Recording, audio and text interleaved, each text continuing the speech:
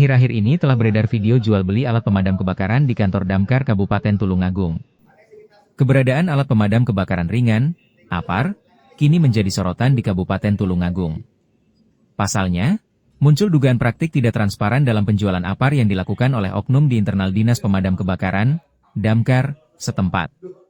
Dugaan ini muncul setelah beredar video dan salah satu pemilik grosir APAR, yakni CV Abelia Aparindo, mengaku bahwa dirinya rutin memasok APAR ke Dinas Damkar tanpa adanya kontrak resmi.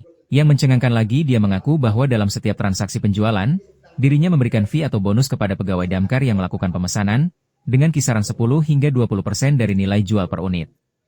Biasanya dalam satu bulan Dinas Damkar bisa menjual rata-rata sekitar 10 unit barang. Dan untuk fee atau bonus penjualan, sekitar 10-20% per unitnya. Pihak CV Abelia Aparindo juga menambahkan bahwa hubungan kerjasama dengan Dinas Damkar sudah berlangsung cukup lama. Kerjasama ini sudah berjalan kurang lebih 5 tahun, tapi tidak ada kontrak resmi. Pihak CV Abelia Aparindo hanya melayani bila dihubungi pegawai Damkar untuk kebutuhan APAR. Saat ditanya lebih lanjut mengenai identitas pegawai yang terlibat dalam pemesanan dan penerimaan fee tersebut, pihak CV Abelia Aparindo memilih bungkam dan tidak memberikan informasi detail.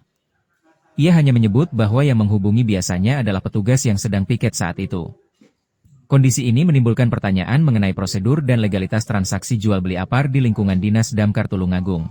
Terlebih lagi, belum ada kejelasan mengenai dasar hukum yang mengatur institusi pemerintah seperti Dinas Damkar untuk menjual langsung barang kepada masyarakat tanpa mekanisme lelang atau pengadaan yang sesuai regulasi.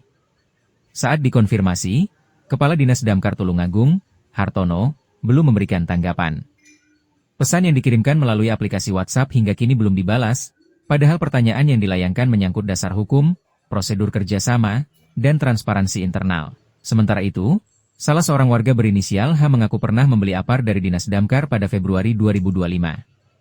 Ia mengatakan membeli satu unit APAR dengan berat 3 kg seharga Rp600.000 dan mendapatkan bukti kwitansi resmi dari penjual melalui dinas itu.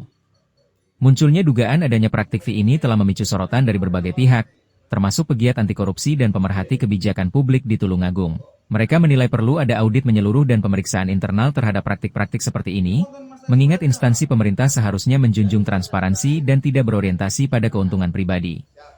Hingga berita ini diterbitkan, belum ada klarifikasi atau konferensi pers resmi dari pihak Dinas Damkar Tulungagung.